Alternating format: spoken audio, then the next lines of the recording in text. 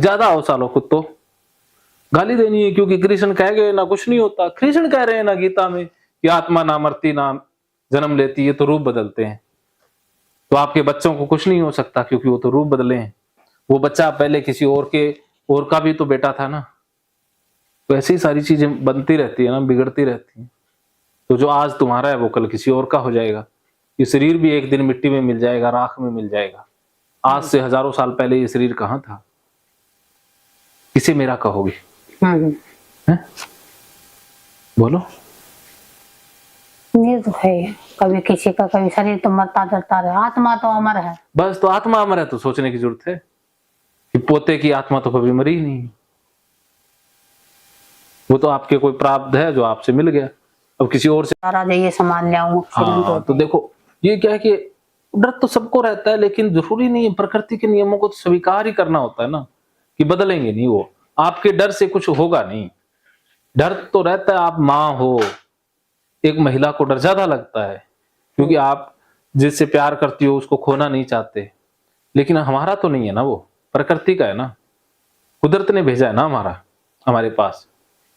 तो किसी और का भी बेटा बन सकता था। कुदरती जैसे गाड़ी खड़ी है, आरोग बाल साहब लास्ट पर जा रहा है, ये नो जा रहा है, मन फड़फड़ करता है। वो तो ओसीडी बोल रहा है ना अंदर, तो बीमारी बोल रही है। तो लास्ट पे जा सकता है बोला ना, लास्ट जा रहा है यो आज, मतलब हाँ, ऐसा विचार आया वो। हाँ। अगर लास्ट जाना होता तो वो, आप भविष्य वक्ता तो है नहीं, आपके विचार किसी का भविष्य बदल सकते हैं ना, किसी के सांस कम ज्यादा कर सकते हैं ना। तो वो तो फिर हमारे विचार तो ओसीडी भेज रहा है ना। तो लास्ट बार या प्रथम बार का हमें तो पता ही नहीं। शाम को आ जाता है, फिर मैं कह देती तो आपकी ओसीडी हार गई ना, फिर भी आप नहीं समझती हैं, फिर वो अगली बार आ जाएगी। ऐसे तो हम डर गए, वो कहते थे अरे ओसीडी कुत्ती तू पहले भी आई थी, अब फिर आ रही है। अब कहो हाँ ये लास्ट ही जा रहा है, और लास्ट ही जा रहा है, बस फिर नहीं आएगा। फिर उसे लगेगा अब मेरी बात नहीं मानती है ये, अब फिर वो आएगी नहीं। ओसीडी को समझो ना, इसकी चाल को समझो, ये आपको कितना बेवकूफ बना रही है वो देखो ना। क्या समझ में आया? तो इन विचारों का मुकाबला करना है, इन बेवकूफ बनाओ ही। मतलब आपने उसकी सहन शक्ति करनी है। हाँ, जो आओ बुलाने और काम करना बस। अरे समझदार हो तो, आप समझदार हो, आप में समझ तो है, बहुत समझ है कि आप बड़ी अच्छी तरह से एग्जैक्ट बात समझ लेती हो। जो मैं बताना चाह रहा था ना वो आप समझ रही हैं। ये बेवकूफ बताते हैं मेरे को। वो उनको पता ही नहीं है। वो कहते हैं ना, हर पति को अपनी पत्नी बेवकूफ ही लगती है, चाहे सुनीता विलियम ही मिल जाए। खाना किसी का हाथ का बनता है नहीं। हाँ, इनको कहो जो शानी है ना उसी का ही खा ले, फिर देखो। कह देती हूँ, तो पड़ोस में खा के देखो एक दिन। और हरियाणा वाले तो पत्नी की कभी तारीफ कर ही नहीं सकते, इनको तो तारीफ करनी ही नहीं आती। हरियाणवी बंदे को तारीफ ही नहीं करनी आती पत्नी की तो। और किसी के आगे तो करते हैं, और किसी की पत्नी की तो कर देते हैं। नहीं, और किसी के आगे तो कर देंगे। और किसी के आगे कर देंगे, और किसी की पत्नी की भी कर देंगे। कोई नौकर था, अपनी पत्नी की उसके सामने नहीं करेंगे।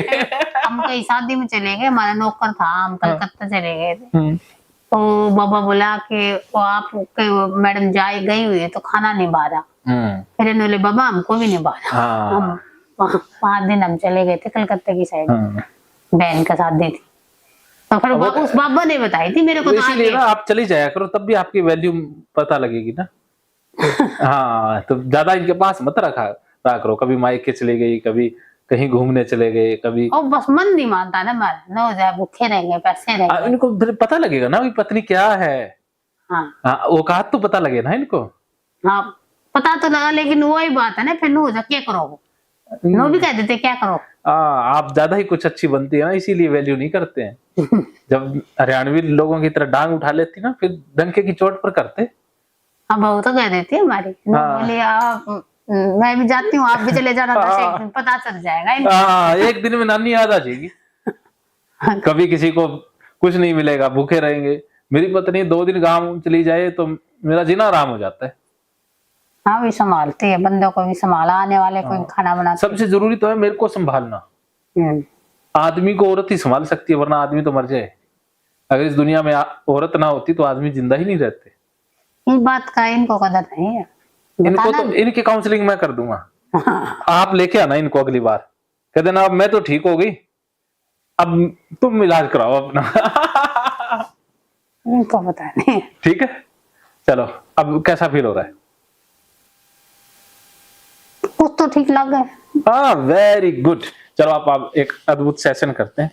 चलिए, मानो तो मौज है वरना समस्या तो हर रोज है। एक मिनट